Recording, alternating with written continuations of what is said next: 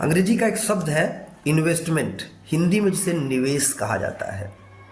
आपने सुना होगा कि बहुत सारे जो रिचेस्ट पीपल्स ऑफ वर्ल्ड हैं वो सभी किसी न किसी माध्यमों से, किसी न किसी रूप में अपने धन को, अपनी पूंजी को कहीं ना कहीं इन्वेस्ट करते हैं या फिर निवेश करते हैं।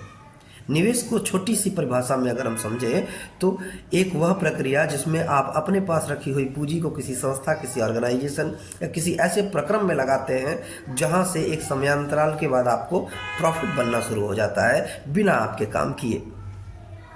तो आप सोच रहे होंगे कि मैं कैसे इन्वेस्टर बनूं, मैं कैसे निवेशक बनूं, जबकि मेरे पास तो लगाने को पूंजी है ही नहीं।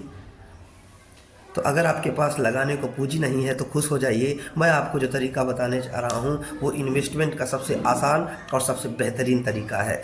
Firstly, educate your self, because educating your self is the best investment on your self.